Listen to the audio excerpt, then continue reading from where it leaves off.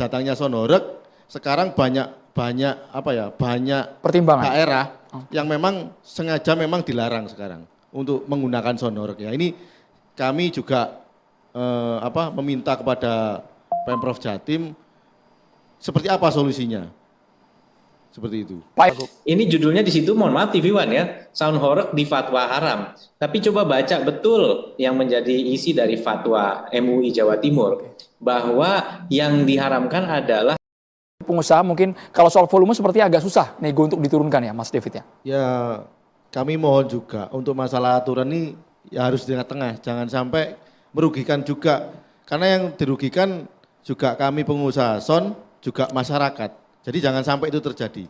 Peraturan ini harus istilahnya berada di tengah-tengah. Juga kita menghormati fatwa yang telah diberikan MUI. Juga kita harus bisa melihat aspek-aspek yang ada di masyarakat dan kita di pegiat sound. Mungkin seperti itu. Ada lagi mungkin poin penting yang disampaikan kepada Pemprov Jatim? Ya semoga ini kan sekarang lagi berjalan ini. Lagi berjalan, sekarang di masyarakat itu sudah mulai muncul. Menyampaikan aspirasi teman-teman yang mengoperasikan sound system, tidak semua sound yang kemudian dikenal sebagai horeg itu konfigurasinya sama, tingginya sampai kemudian ngantem kabel. Tidak semua, bahkan banyak dari sound horeg yang tidak akan kemudian membiarkan gapura dirusak, portal dijebol untuk dia bisa mengakses. Begitu. Jadi muncul larangan-larangan tentang kegiatan sound. Itu yang memang harusnya menjadi pertimbangan. Masyarakat ini sudah mulai 1 tahun yang lalu menanti-nanti datangnya Sonorek. Sekarang banyak pertimbangan daerah yang memang sengaja memang dilarang sekarang untuk menggunakan Sonorek ya. Ini kami juga meminta kepada Pemprov Jatim seperti apa solusinya. Seperti itu. Pak Emil. ya, sekali lagi sebenarnya karnaval ini di bulan Agustus banyak. Makanya kita juga berkejaran dengan waktu untuk mengoperasionalkan dan sementara ini sebenarnya yang dilakukan oleh polisi adalah kepolisian selama ini punya kewenangan untuk menerbitkan izin keramaian. Nah, izin keramaian ini kan kalau ada konser di lapangan itu kan juga sebenarnya dan melibatkan pengumpulan massa itu juga sekali lagi merupakan kegiatan yang membutuhkan izin keramaian begitu, dan ada pertimbangan yang dilakukan termasuk landasan regulasi. Tadi yang disampaikan Mas David cari di tengah-tengah. Sekali lagi tadi kalau peraturan yang sudah berlaku saat ini itu tentu dirumuskan oleh kementerian lembaga atas dasar-dasar teknis. Ya, jadi kalau ada appeal atau banding terhadap peraturan yang ada tersebut memang tentunya harus dikomunikasikan melalui proses-proses yang tepat. Nah, tapi sementara waktu maksudnya adalah bagaimana ini diterapkan di lapangan. Memang saya sudah sampaikan di berbagai kesempatan, menerapkannya ini memang tentu membutuhkan kesepahaman. Jadi nggak bisa ya tadi speakernya ada, tapi diputar seberapa gitu kan? Apakah ditungguin, dicek gitu ya?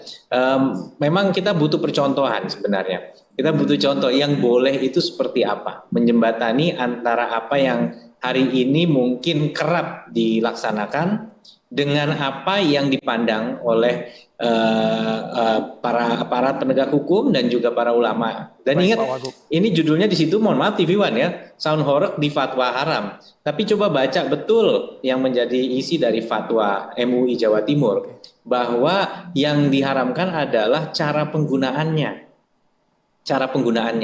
Jadi jelas di situ butirnya. Sound tidak boleh kalau begini, tidak boleh kalau begini, boleh kalau begini. Jadi artinya, dan kemudian betul ada himbauan agar pemerintah mengeluarkan panduan. Kalau mungkin peraturan atau panduan, tapi intinya untuk mengejawantahkan lebih jelas lagi apa yang boleh dan apa yang tidak. Nah, inilah yang kemudian salah satu ide yang muncul adalah bagaimana kalau kita melakukan reverse engineer. Kita mulai dari apa yang boleh. Ini sudah ada yang dioperasikan, ada concern, oke. Concern 1 lokasi, concern 2 jam, stasioner. Nah, kalau misalnya dia ingin jadi bagian dari karnaval kan kadang ada ya, dari mulai mobil ukuran kecil dipasang speaker, ya mungkin dimensinya juga harus mengikuti keamanan. kita. Nah, tapi sekali lagi saya juga ingin menyampaikan aspirasi teman-teman yang mengoperasikan sound system. Tidak semua sound yang kemudian dikenal sebagai horeg itu konfigurasinya sama, tingginya sampai kemudian ngantem kabel. Tidak semua, bahkan banyak dari sound horeg yang tidak akan kemudian membiarkan gapura dirusak, portal dijebol, untuk dia bisa mengakses begitu. Jadi hal-hal seperti ini yang dikeluhkan teman horeg adalah kalau video kejadian 1-2 ini diputar terus seakan-akan seluruh pelaku tuh melakukan hal yang sama. Itu keluhan yang disampaikan ke saya dari teman-teman horeg yang tentunya harus saya hormati juga dan kami sampaikan pada kesempatan ini. Jadi langkah jangka pendek ini juga Pak Kapolda sempat menyampaikan mungkin kita harus buat satu contoh. Ya, nah ini yang sedang digodok sekarang.